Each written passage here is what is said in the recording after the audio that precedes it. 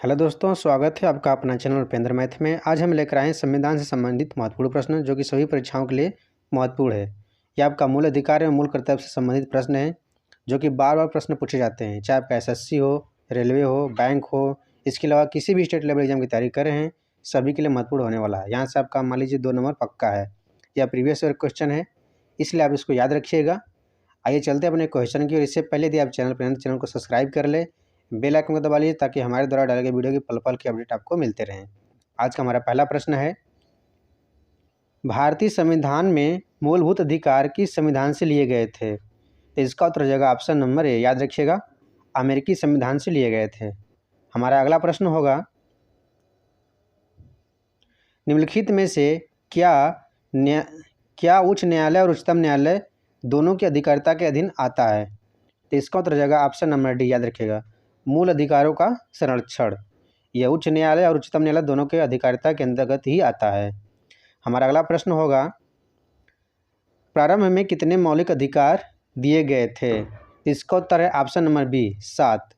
प्रारंभ में 7 मौलिक अधिकार दिए गए थे, लेकिन अब कितने हैं? अब 6 हैं। किसको हटा दिया गया था? संपत्ति के अधिकार को हटा दिया गया। ठीक है, संपत्ति को अधिकार को हटा दिया है। पूछेगा कब? तो 44वां संविधान संशोधन 1978 के द्वारा हटा दिया गया है। ठीक है, याद रखिएगा, ये सभी महत्वपूर्ण प्रश्न हैं। अगले प्रश्न की ओर चलते हैं। अगला प्रश्न हमारा है, भारतीय संविधान के निम्नलिखित में से किस अध्याय में जनता को गारंटी यानी मूल अधिकार दिए गए हैं? तो इसका उत्तर हो जाएगा ऑप्शन नंबर डी, याद रखिएगा, भाग 3 में दिया गया है। ठीक है, भाग 3 में। यह अनुच्छेद कहाँ से कहाँ तक है? अनुच्छेद 12 से लेकर 35 तक आपका आता है। ठीक है, आपका पहले में क्या आता है? पहले में आता है संघ और राज्य क्षेत्र, याद रखिएगा। दूसरा में आपका क्या है? दूसरा में आपका है नागरिकता। ठीक, और चौथा में आपका क्या है? नीति निर्देशक तत्व, याद रखिएगा। ठीक है, सभी महत्वपूर्ण प्रश्न हैं। हम अगले प्रश्न की ओर चलते हैं। अगला प्रश्न हमारा है, स्वतंत्रता का अधिकार भारतीय संविधान के किन अनुच्छेदों में वर्णित है? तो इसका उत्तर हो जाएगा ऑप्शन नंबर बी, याद रखिएगा, अनुच्छेद 19 से 22 तक। ठीक है, अगला प्रश्न हमारा होगा,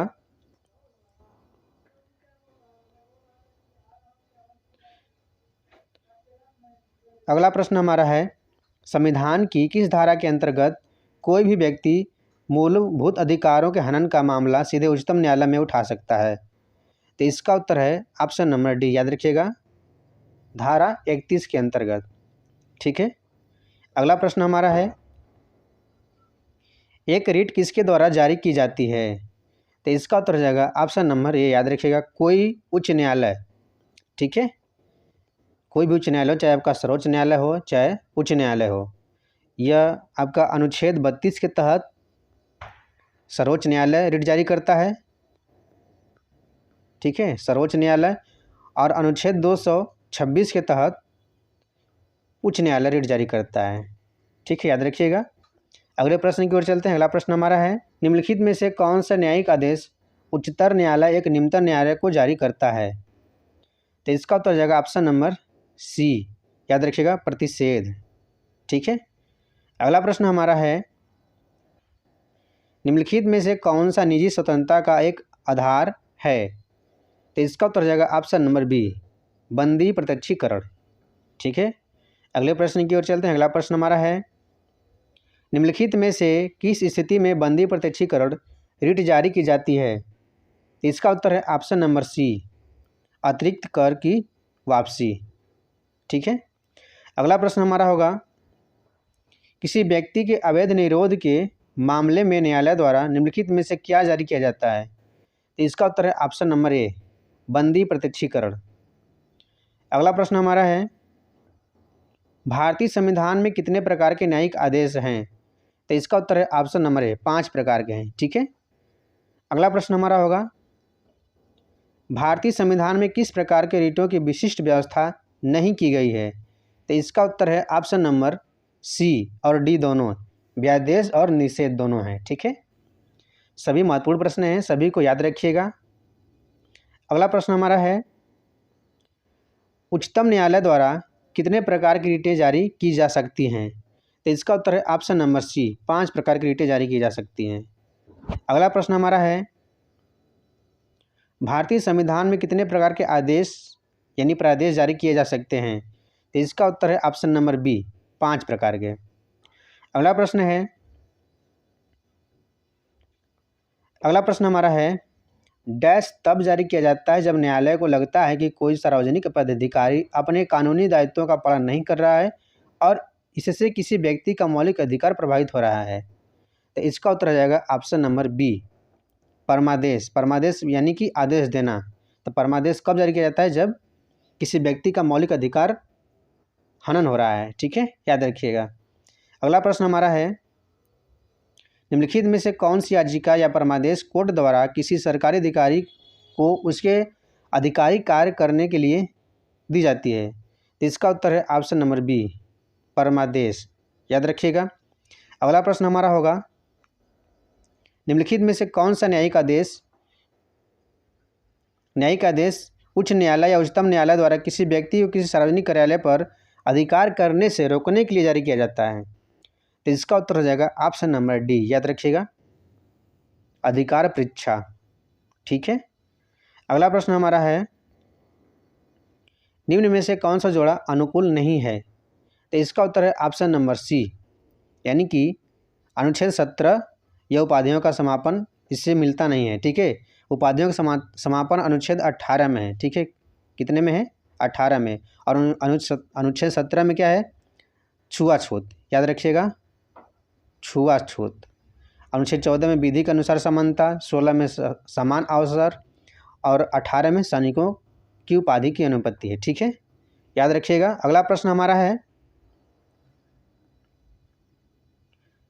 भारतीय संविधान के किस मौलिक अधिकार में कहा गया है कि सभी लोगों को देश का कानून बराबर सुरक्षा प्रदान करेगा? तो इसका उत्तर है ऑप्शन नंबर ए, समानता का अधिकार। ठीक है। अगला प्रश्न हमारा है, भारतीय संविधान के अनुसार जीवन का अधिकार एक क्या है?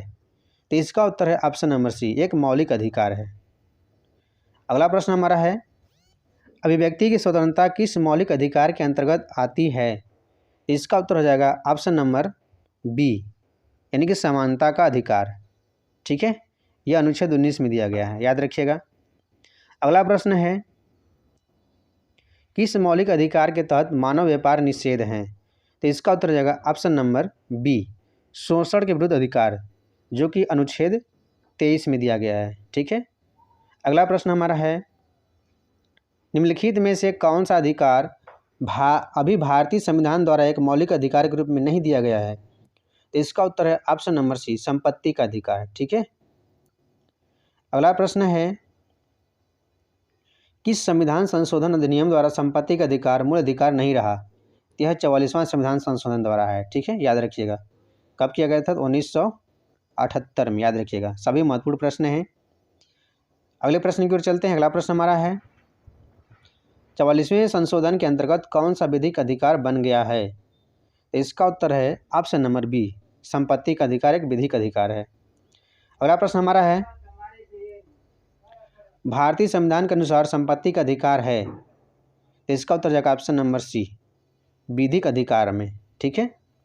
अगला प्रश्न हमारा है, निम्नलिखित में से कौन से अधिकार को मौलिक अधिकारों से हटाकर सामान्य कानूनी अधिकार बना दिया गया है? तो इसका उत्तर है ऑप्शन नंबर बी, संपत्ति के अधिकार को हटाकर सामान्य कानूनी अधिकार बना दिया गया है। अगला प्रश्न हमारा है, निम्नलिखित में से कौन सा मौलिक अधिकार भारतीय संविधान से हटाया जा चुका है? तो इसका उत्तर भी ऑप्शन नंबर सी होगा, जो कि संपत्ति का अधिकार है। अगला प्रश्न हमारा है, संपत्ति के अधिकार को मौलिक अधिकारों की सूची से किसके शासनकाल के दौरान हटाया गया था? तो इसका उत्तर है, याद रखिएगा, option number B, Morarji Desai सरकार के द्वारा हटाया गया था। ठीक है दोस्तों, यदि वीडियो पसंद आया तो वीडियो को लाइक, शेयर और चैनल को सब्सक्राइब जरूर करें। आज के लिए धन्यवाद। मिलते हैं नेक्स्ट वीडियो में।